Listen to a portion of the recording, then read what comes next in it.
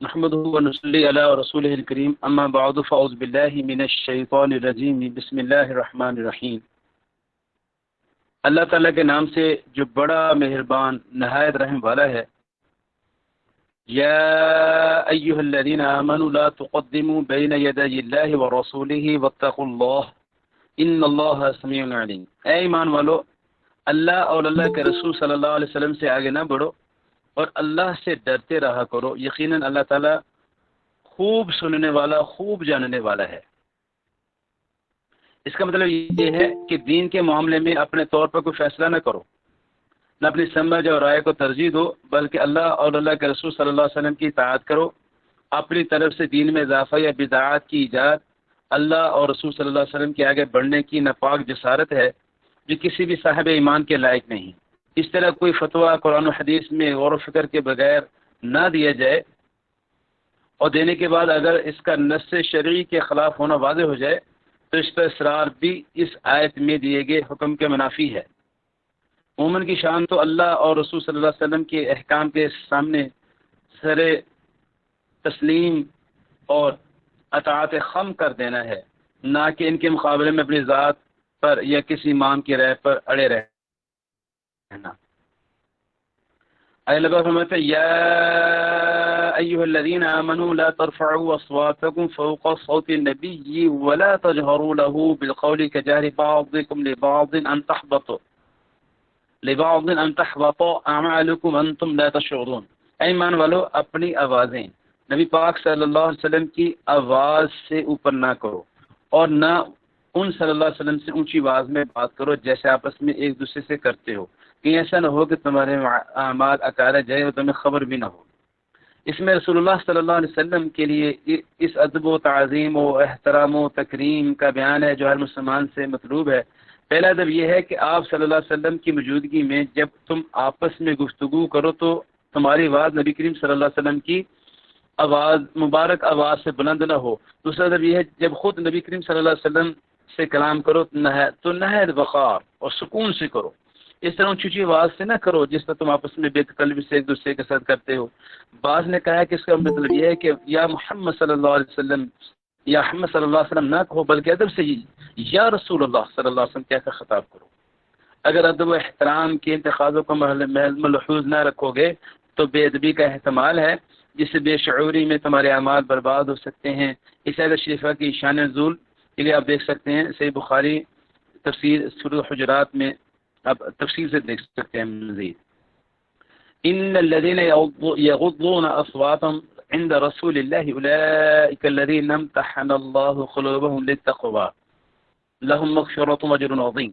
بے شک جو لوگ رسول اللہ صلی اللہ علیہ وسلم کے حضور اپنی آوازیں پست رکھتے ہیں یہی وہ لوگ ہیں جن کے دلوں کو اللہ تعالیٰ نے پرہیزگاری کے لیے جانچ لیا ہے، ان کے لیے مغفرت ہے اور بڑا ثواب ہے۔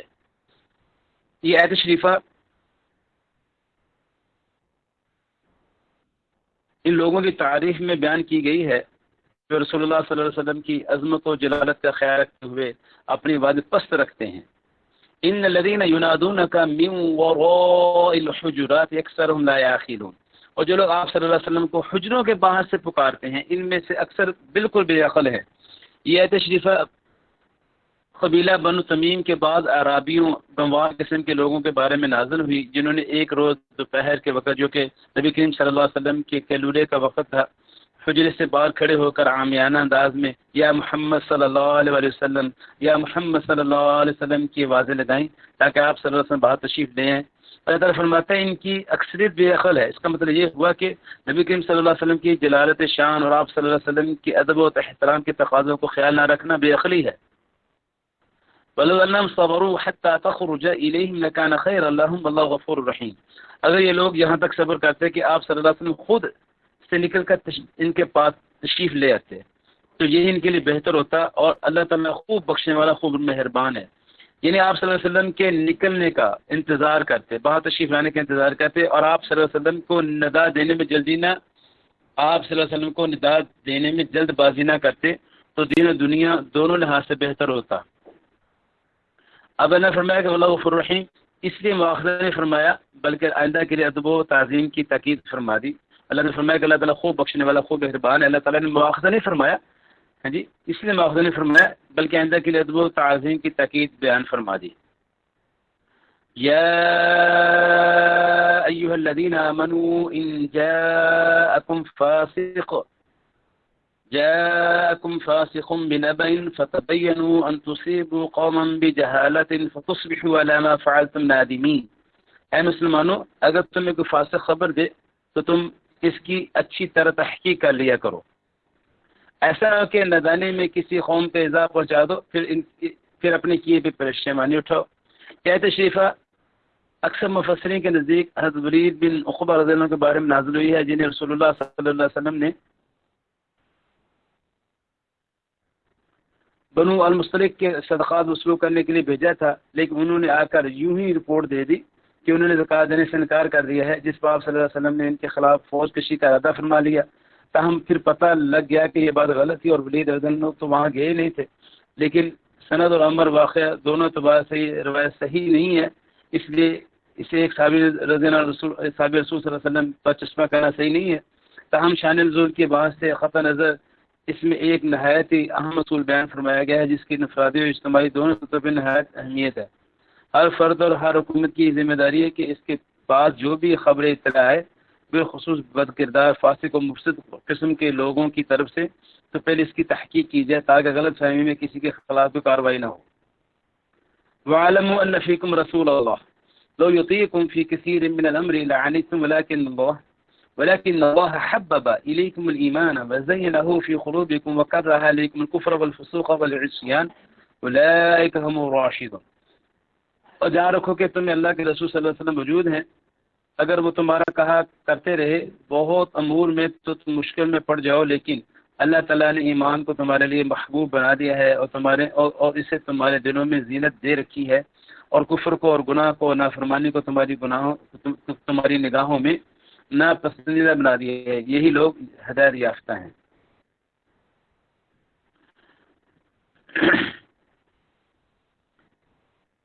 جاؤ جان رکھو کہ تمہیں اللہ کے رسول صلی اللہ علیہ وسلم موجود ہے، اس کے مفہوم میں کہ جس کا تقاضا یہ ہے کہ ان صلی اللہ علیہ وسلم کی تعظیم و اطاعت کرو، اس لیے کہ وہ تمہارے مصالح زیادہ بہتر جانتے ہیں، کیونکہ ان صلی اللہ علیہ وسلم پر وحی اترتی ہے صلی اللہ علیہ وسلم. بس تم ان صلی اللہ علیہ وسلم کے پیچھے چلو، ان صلی اللہ علیہ وسلم کو اپنے پیچھے چلانے کی کوشش مت کرو، اس لیے کہ اگر وہ تمہاری پسند کی باتیں ماننا شروع کر دیں تو اس سے تم خود ہی زیادہ مشقت میں پڑ جاؤ گے. جیسے دوسرے مقام پہ اللہ تعالیٰ نے فرمایا وَلَوِ اتَّبَعَ الْحَقُّ أَهْوَاءَهُمْ لَفَسَدَتِ السَّمَاوَاتُ وَالْأَرْضُ وَمَنْ فِيهِنَّ. سورہ مومنون میں ہے. اگر اللہ فرماتے فضل من اللہ ونعمہ واللہ علیم حکیم، اللہ کے احسان و انعام سے، اور اللہ دانا با حکمت ہے. یعنی یہ بھی صحابہ کرام رضی اللہ مجمعین کی فضیلت، ان رضی اللہ مجمعین کے ایمان اور ان رضی اللہ مجمعین کے رشد و ہدایت پر ہونے کی واضح دلیل ہے. مشرکون اگر کافروں کو جتنا ہی برا لگے. وَإِن طَائِفَتَانِ مِنَ الْمُؤْمِنِينَ اقْتَتَلُوا فَأَصْلِحُوا بَيْنَهُمَا فَإِن بَغَتْ إِحْدَاهُمَا عَلَى الْأُخْرَى فَقَاتِلُوا الَّتِي تَبْغِي حَتَّى تَفِيءَ إِلَى أَمْرِ اللَّهِ فَإِن فَاءَتْ فَأَصْلِحُوا بَيْنَهُمَا بِالْعَدْلِ وَأَقْسِطُوا إِنَّ اللَّهَ يُحِبُّ الْمُقْسِطِينَ. اور اگر مسلمانوں کے دو جماعتیں آپس میں لڑ پڑیں تو ان میں میل ملاپ کرا دیا کرو. پھر اگر ان دونوں میں سے ایک جماعت دوسری جماعت پر زیادتی کرے تو تم سب اس گروہ سے جو زیادتی کرتا ہے لڑو، یہاں تک کہ وہ اللہ تعالیٰ کے حکم کی طرف لوٹ آئے. اگر لوٹ آئے تو پھر عدل کے ساتھ صلح کرا دو اور انصاف کرو، بے شک اللہ تعالیٰ انصاف کرنے والوں سے محبت کرتا ہے. اس میں ہے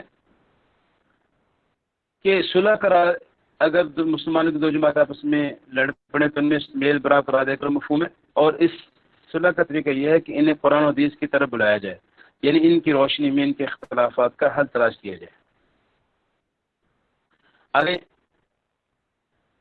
یہاں تک کہ وہ اللہ کے حکم کی طرف لوٹ آئے، مطلب یہ ہے کہ یعنی اللہ رسول صلی اللہ علیہ وسلم کے احکام کے مطابق اپنا اختلاف دور کرنے پر آمادہ نہ ہو، بلکہ بغاوت کی روش اختیار کرے. تو دوسرے مسلمانوں کی ذمہ داری ہے کہ وہ سب مل کر بغاوت کرنے والے گروہ سے لڑائی کریں تاکہ کہ وہ اللہ کے حکم کو ماننے کے لیے تیار ہو جائے. اگر لوٹ آئے تو پھر ادھر کے ساتھ صلح کرا دو، یعنی باغی گروہ بغاوت سے باز آ جائے. باغی گروہ بغاوت سے باز آ جائے تو پھر عدل کے ساتھ قرآن و حدیث کی روشنی میں دونوں گروہوں کے درمیان صلح کرا دی جائے. اور انصاف کرو، بے شک اللہ تعالیٰ انصاف کرنے والوں سے محبت کرتا ہے، اور ہر معاملے میں انصاف کرو اس لیے کہ اللہ تعالیٰ انصاف کرنے والوں کو پسند فرماتا ہے، اللہ تعالیٰ انصاف کرنے والوں کو پسند فرماتا ہے۔ اس کی یہ پسند اس بات کو لازم ہے کہ وہ انصاف کرنے والوں کو بہترین جزا سے نوازے گا۔ انما المؤمنون اخوة فاصلحوا بین اخویکم واتقوا اللہ لعلکم ترحمون۔ یاد رکھو مسلمان سارے مسلمان بھائی بھائی ہیں، بس اپنے دو بھائیوں میں ملاپ کرا دیا کرو اور اللہ سے ڈرتے رہو تاکہ ان پہ رحم کیا جائے۔ یہ پچھلے حکم کی تاکید ہی ہے، یعنی یہ پچھلے حکم کی ہی تاکید ہے، یعنی جب مومن سب آپس میں بھائی بھائی ہیں تو ان سب کی اصل ایمان ان سب کے اصل ایمان ہوئی، اس لیے اس اشر کی اہمیت کا تقاضا ہے کہ ایک ہی دین پر ایمان رکھنے والے آپس میں نہ لڑیں بلکہ ایک دوسرے کے دست و بازو، ہمدرد و غم گسار اور مونس و خیر و خواب بن کر رہیں، اور کبھی غلط فہمی سے ان کے درمیان بہت اور نفرت پیدا ہو جائے تو اسے دور کر کے انہیں آپس میں دوبارہ جوڑ دیا جائے۔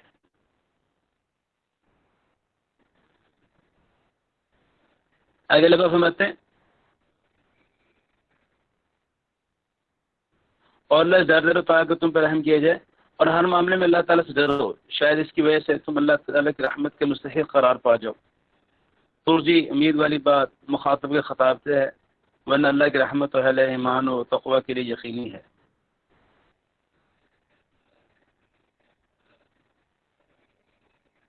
اگلے بار فرماتے ہیں یا ایھا الذین آمنوا لا يسخر قوم من قوم عسى أن يكونوا خيرا منهم ولا نساء من نساء عسى أن يكن خيرا منهن ولا تلمزوا أنفسكم ولا تنابزوا بالألقاب بئس الاسم الفسوق بعد الإيمان ومن لم يتب فأولئك هم الظالمون۔ اے ایمان والو، مرد دوسرے مردوں کا مذاق نہ اڑائیں، ممکن ہے کہ یہ ان سے بہتر ہوں، اور نہ عورتیں عورتوں کا مذاق اڑائیں، ممکن ہے کہ یہ ان سے بہتر ہوں، اور آپس میں ایک دوسرے کو عیب نہ لگاؤ اور نہ کسی کو برے لقب دو۔ ایمان کے بعد فسق برا نام ہے، اور جو توبہ نہ کرے وہی ظالم ہے۔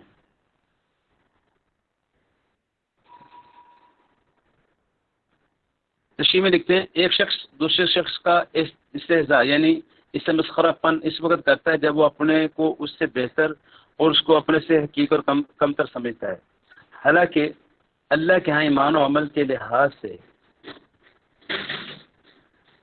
کون بہتر ہے اور کون نہیں اس کا علم صرف اللہ تعالیٰ ہی کو ہے، اس لیے اپنے کو بہتر اور دوسرے کو کمتر سمجھنے کا کوئی جواز ہی نہیں ہے۔ بنا بری آیت شریفہ میں اس سے منع فرما دیا گیا اور کہتے ہیں کہ عورتوں میں یہ اخلاقی بیماری زیادہ ہوتی ہے، اس لیے عورتوں کا الگ ذکر کر کے انہیں بھی بطور خاص اس سے روک دیا گیا، اور حدیث رسول صلی اللہ علیہ وسلم میں لوگوں کو حقیقت سمجھنے کو کبر سے تعبیر کیا گیا ہے، اور کبر اللہ کو نہایت ہی ناپسند ہے۔ اللہ تعالیٰ فرماتے اس کا حکم ہے کہ تکبر میری چادر ہے تکبر میری چادر ہے، جو میری چادر کھینچے گا میں اس کو ذلیل و رسوا کر دوں گا۔ آگے اللہ پاک فرماتے ہیں ایک دوسرے اور آپس میں ایک دوسرے کو عیب نہ لگاؤ، یعنی آپ ایک دوسرے پر تانا زنی مت کرو، مثلا تو فلاں کا بیٹا ہے، تیری ماں ایسی ویسی ہے، تو فلاں خاندان کا ہے، تو فلاں خاندان کا ہے نا، ایسے یہ نہیں کہنا چاہیے۔ آگے اور نہ کسی کو برے لقب دو، یعنی اپنے طور پر استہزاء اور تحقیر کے لیے لوگوں کے لیے جو نام رکھ لینا جو انہیں ناپسند ہوں، یا اچھے بھلے ناموں کو بگاڑ کر بولنا، یہ تنابز بالالقاب ہے جس کی ہم امانت کی گئی ہے، اور یہ حرام ہے۔ لیکن بزرگ فرماتے ہیں کہ اگر کسی کا نام ایسے گھر میں مشہور جیسے ننا کسی کو کہنا شروع کر دیتے ہیں، ننی کہنا شروع کر دیتے ہیں، گڑیا شروع کر دیتے ہیں، ہاں جی، کسی کو گڈو کہنا شروع کر دیتے ہیں، ایسے کہ جس سے وہ برا نہ منائے تو وہ بزرگ فرماتے ہیں یہ جائز ہے، لیکن اس میں اس کی نیت تحقیر کرنے کی نہ ہو، جیسے پیار سے لوگ اپنے بچوں کو ننا کہہ دیتے ہیں یا گڈو کہہ دیتے ہیں، یہ ایسے جائز ہے، کسی تحقیر نہ ہو اور وہ برا بھی نہ منائے۔ آگے اللہ فرماتے ہیں اور نہ کسی کو برا کو اللہ فرماتے ہیں ایمان کے بعد فسق برا نام ہے، یعنی اس طرح نام لگا کر یا برے نام تجویز کر کے بلانا، یا قبول اسلام و توبہ کے بعد اس سے سابقہ دین یا گناہ کی طرح منسوخ کر کے خطاب کرنا، اے کافر، اے زانی، شرابی وغیرہ، یہ بہت برا کام ہے۔ ویسے ایک بندہ مسلمان ہو گیا اس کو اب کافر نہیں کہنا چاہیے، ہے جی، وہ زمانے کفر میں زانی تھا، شرابی تھا، اس کو اب زانی کو شرابی نہیں کہنا چاہیے، اب اس کو اس کے نام سے پکارنا چاہیے۔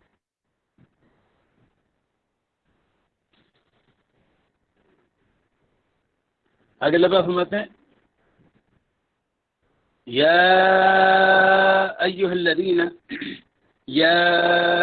الذین آمنوا اجتنبوا کثیرا من الظن ان بعض الظن اثم ولا تجسسوا ولا یغتب بعضکم بعضا أيحب أحدكم أن يأكل لحم أخيه ميتا فكرهتموه واتقوا الله إن الله تواب رحيم۔ اے ایمان والو، بہت بدگمانی سے بچو، یقین مانو کہ بعض بدگمانیاں گناہ ہیں۔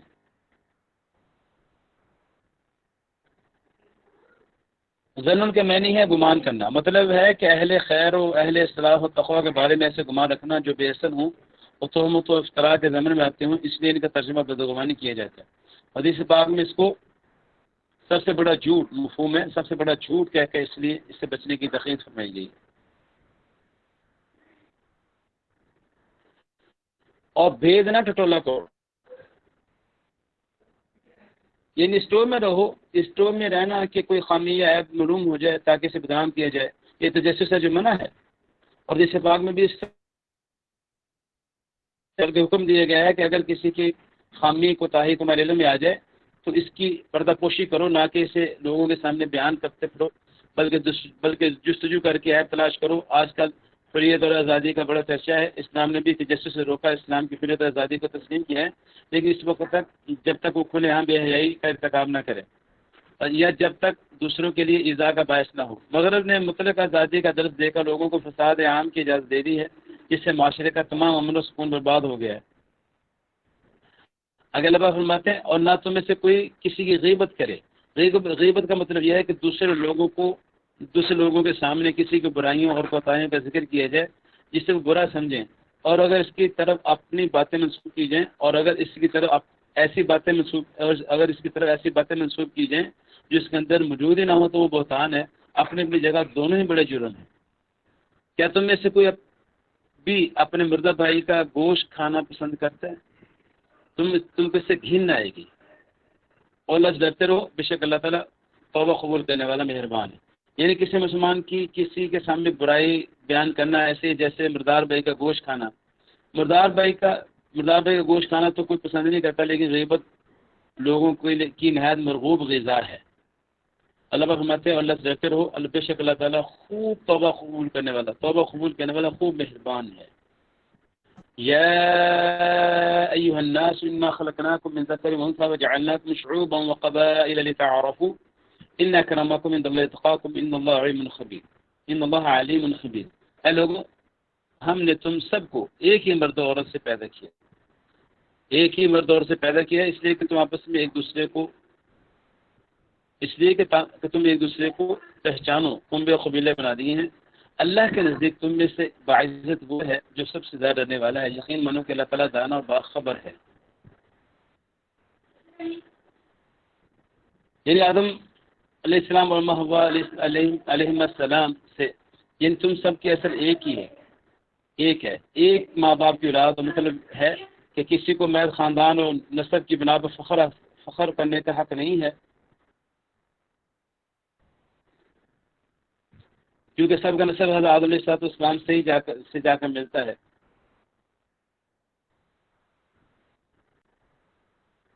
اور اللہ پاک فرماتے ہیں کہ اس لیے کہ تم نے ایک دوسرے کو پہچانو، کنبے قبیلے بنا دیے۔ شعب کی جمع ہے، برادری ہے، بڑا قبیلہ۔ شعب کے بعد قبیلہ، پھر عمارہ، پھر وطن، پھر فصیلہ، پھر عشیرہ ہے۔ مطلب یہ ہے کہ مختلف خاندانوں، برادریوں اور قبیلوں کی محض تقسیم محض تعارف کے لیے ہے تاکہ آپس میں صلہ رحمی کر سکو۔ اس کا مقصد ایک دوسرے پر برتری کا اظہار نہیں ہے، جیسا کہ بدقسمتی سے عصب نسب کو برتری کی بنیاد بنا لیا گیا ہے، حالانکہ اسلام نے آ کر اسے مٹایا تھا اور اسے جاہلیت سے تعبیر کیا تھا۔ اللہ تعالیٰ کے نزدیک تم میں سے باعزت وہ ہے جو سب سے زیادہ ڈرنے والا ہے۔ یقین مانو اللہ تعالیٰ دانا باخبر ہے۔ یعنی اللہ تعالیٰ کے ہاں برتری کا معیار خاندان، قبیلہ اور نسب نہیں ہے جو کسی انسان کے اختیار میں نہیں ہے، بلکہ یہ معیار تقوی ہے جس کا اختیار کرنا انسان کے ارادہ و اختیار میں ہے۔ یہ ہے تو شیفہ ان علماء کا دلیل ہے جو نکاح میں کفایت نسب کو ضروری نہیں سمجھتے اور صرف دین کی بنا پر نکاح کو پسند کرتے ہیں۔ قالت الاعراب آمنا قل لم تؤمنوا ولكن قولوا اسلمنا ولما يدخل الايمان في قلوبكم وان تطيعوا الله ورسوله لا يلدكم من اعمالكم شيئا ان الله غفور رحيم۔ جاتی لوگ کہتے ہیں کہ ہم ایمان لائے، آپ صلی اللہ علیہ وسلم فرما دیجئے کہ در حقیقت تم ایمان نہیں لائے ہو، تم یوں کہو کہ ہم اسلام لائے، مخالفت چھوڑ کر مطیع ہو گئے، حالانکہ ابھی تک تمہارے دلوں میں ایمان داخل ہی نہیں ہوا۔ تم اگر اللہ کی اور اللہ کے رسول صلی اللہ علیہ وسلم کی فرمانبرداری کرنے لگو گے تو اللہ تمہارے اعمال میں سے کچھ بھی کم نہیں کرے گا، بے شک اللہ تعالیٰ بخشنے والا مہربان ہے۔ بعض مفسرین کے نزدیک ان اعراب سے مراد بنو سعد بن خزیمہ کے منافقین ہیں جنہوں نے قحط سالی میں محض صدقات کی وصولی کے لیے یا قتل ہونے یا قیدی بننے کے اندیشے کے پیش نظر زبان سے اسلام کا اظہار کیا تھا۔ ان کے دل ایمان، اعتقاد صحیح اور خلوص نیت سے خالی تھے، لیکن امام ابن کثیر رحمۃ اللہ کے نزدیک ان میں سے وہ اعراب بادیہ نشین مراد ہیں جو نئے مسلمان ہوئے تھے اور ایمان ابھی ان کے اندر پوری طرح راسخ نہیں ہوا تھا، لیکن دعویٰ انہوں نے اپنے حصے سے بڑھ کر ایمان کا کیا تھا۔ اس میں نے یہ ادب سکھایا گیا کہ پہلے مرتبے پر ایمان کا دعویٰ صحیح نہیں، آہستہ آہستہ ترقی کے بعد ایمان کے مرتبہ پہنچو گے۔ کوشچن یہ ہے کہ دلوں میں ایمان کیسے بڑھتا ہے؟ انسان دین پہ بقدر معلومات عمل نہیں کرتا ہے، انسان دین پہ بقدر یقین عمل کرتا ہے۔ آپ جتنا اللہ پاک کی طرف دعوت دے گا اتنا دل کا اللہ پہ یقین بنے گا، اللہ کی بڑے جتنی منہ سے بولے گا اتنی اللہ کی عظمت دل میں آئے گی، اللہ کا دھیان دل میں آئے گا، دل میں اللہ کا خوف آئے گا، دل میں اللہ کا ذوق آئے گا، اللہ کا دھیان آئے گا، دل میں اللہ کا یقین آئے گا، دل اللہ سے تاثر لے گا، دل میں اللہ کا تاثر آئے گا۔ جتنا اللہ تعالیٰ کی بڑائی بولے گا، اللہ کی عظمت دل میں آئے گی، اتنا اللہ کا یقین بڑھے گا، جتنا اللہ کا یقین بڑھے گا اتنا نیک مال پہ کھڑا ہوگا، جتنا نیک مال پہ کھڑا ہوگا اللہ پاک راضی ہوگا اور راضی ہو کر دنیا خود دونوں بنائے گا، سارے انعامات دے گا۔ حدیث پاک میں گھومے دنیا خود کا سایہ ہے۔ اللہ پاک فرماتے ہیں من عمل صالحا من ذکر او انثى وهو مؤمن فلنحيينه حیاۃ طیبہ، تم جو بھی مردی عورت ایمان لا کر نیک عمل کریں گے، اللہ پاک کا وعدہ، اللہ پاک ایسے مردوں عورتوں کی دنیا خود دونوں اچھی کریں گے۔ اب نیک عمل کرے گا کون؟ جس کا اللہ پہ یقین ہوگا۔ اللہ کا یقین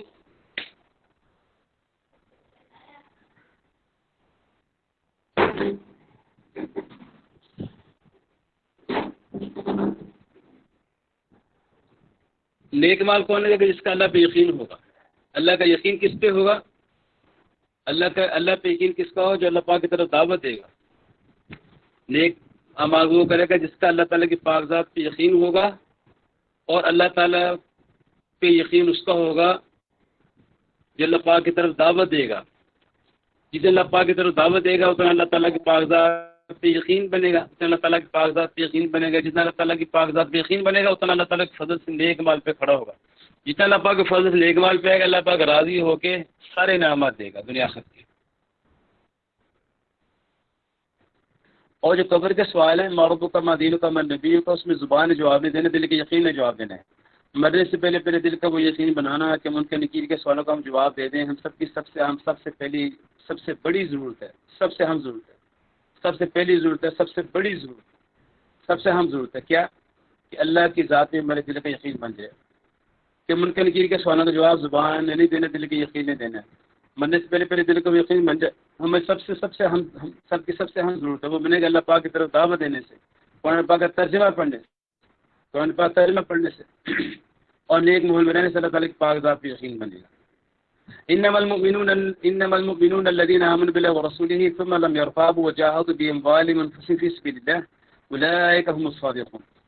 وہ ہیں جو اللہ کے رسول صلی اللہ علیہ وسلم پر پکا ایمان لائیں، کہ شک و شبہ نہ کریں، اور اپنے مالوں سے اور اپنی جانوں سے اللہ کی راہ میں جہاد کرتے رہیں، اپنے دعوی ایمان میں یہی سچے اور راست گو ہیں۔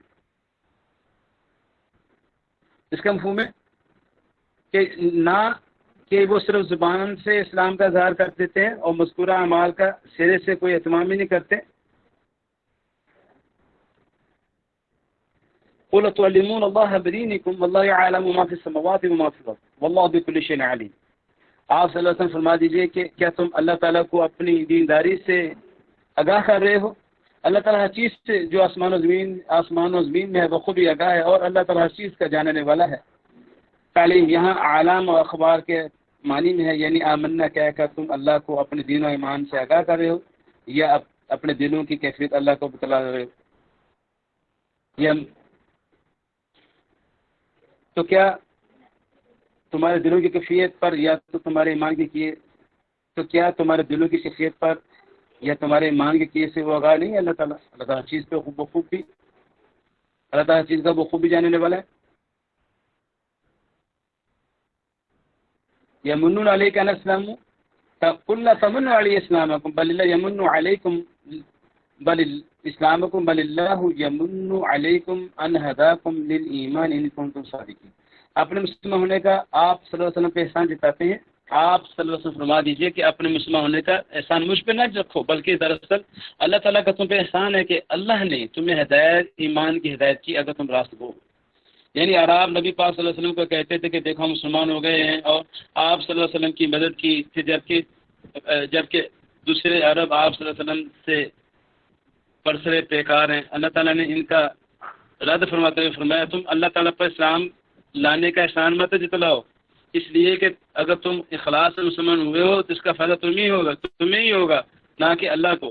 اس لیے یہ اللہ کا تم پہ احسان ہے، اللہ نے تمہیں قبول اسلام کی توفیق دی ہے، نہ کہ تمہارا احسان اللہ پہ ہے۔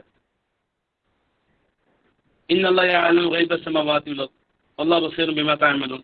یقین مانو کہ آسمان و زمین کی پوشیدہ باتیں اللہ تعالیٰ خوب جانتا ہے، اور جو کچھ تم کر رہے ہو اللہ تعالیٰ اسے خوب دیکھ رہا ہے۔